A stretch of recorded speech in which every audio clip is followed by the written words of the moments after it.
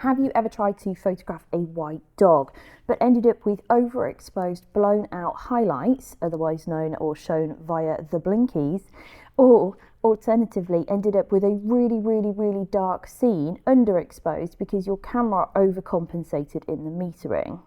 If so, you're really not alone. I want you guys to meet Toto, as in Wolf from Formula One, not Dorothy and the Wizard. Sure, he's not white, but he is very light, and with the golden hour sunshine happening in the background, this is actually a really good example of this problem and how to make sure that you can avoid it in the first place. Firstly, you're going to need to decide whether you're shooting on manual mode or on a semi-automatic setting. If you're on manual, it's easy to handle on a mirrorless camera with the electronic viewfinder showing you as your settings change the resulting effect that that's going to have. But if you're on a DSLR, it's going to be a little bit more tricky. You're going to have to take photos and then check them back after, okay? So that's the first point. If you're using a semi-automatic setting, like I am doing here with Toto using Auto ISO, even though I'm on manual mode, then you do need to be up to speed on your metering modes, what each one does, and also be aware of your exposure compensation. If you're brand new to metering modes, then that's fine. You're not alone. I'll go ahead and link a video that we've done on metering modes and also exposure compensation above now. I'm just going to pause here for a quick sec to ask that if this video helps you in any way, shape or form, whether it upskills you, whether it saves a shoot, whatever the heck it might do, please do go ahead and hit the subscribe button, go ahead and hit the bell icon. The bell icon will help you because it'll give you notification every single time we release a video,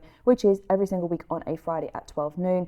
Subscribing, liking the video and commenting all help us in this world. So if you're seeing this video somewhere else, please do try and head back to the YouTube video so that you can give it a little bit of a thumbs up and help it to reach more people to help them too.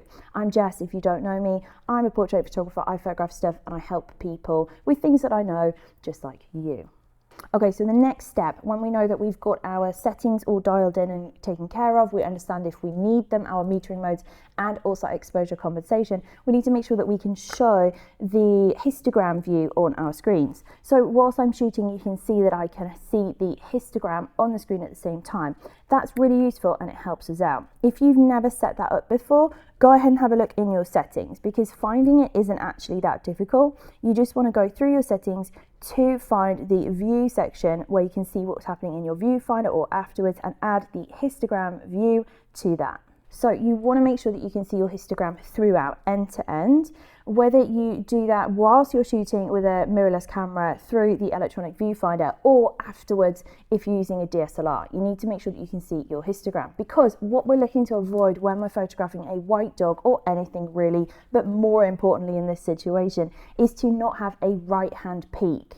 If you have a right hand peak, data pressed right up against the right hand side of that histogram, that means that you have blown highlights somewhere in your scene. Blown highlights are really bad, guys. What that means is that you have zero data, zero detail within that section of the file. You should be aiming to have no clipped highlights at all anywhere in any of your images. If you're struggling to see whether something's pressed up against the right hand side or not, or even if you do have that but you want to know where it is, then you can also use the blinkies to see where the clipping is. What that's going to do is flash where you have blown highlights. Okay, so if you have your blown highlights in the scene, what you need to do is adjust your settings to darken the exposure. Okay, all of those settings are things that we've covered in the exposure triangle video, so I'll go ahead and link that above, and also that metering modes and exposure compensation video that we talked about earlier. If you go to the point where you don't have any clipped highlights on your histogram or via the blinkies, then you might end up with an image that looks a little bit underexposed. That's fine. As long as we don't have any data touching the right hand side of the histogram or the left hand side of the histogram, then we've not clipped any data. Then with your slightly underexposed image, you want to go ahead and head into your favorite editing program. I'm using Lightroom in this instance, and you're just going to do some really simple tweaks. So we're just going to change some little bits and pieces and end up at a point where our image looks really nicely exposed without the blown highlights on that histogram, no clip shadows either, and then you can go forward and edit it however you want to. So there you have it. Really, it is that simple. When you're photographing something white, light, bright, whatever it might be, then go ahead and keep an eye on that histogram. All of the data that you need to make sure that you don't blow out those highlights is in that histogram. And with some slight tweaks in the settings, you can make sure that you protect them at all costs.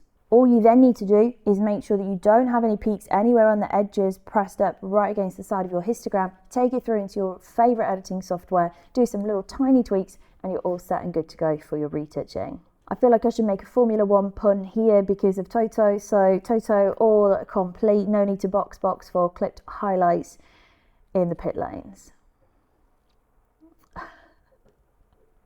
That was cringe. Anyway, see you next week for another 5 Minute Friday. Really hope this was useful. Hope you guys are safe and well, and I'll see you guys soon.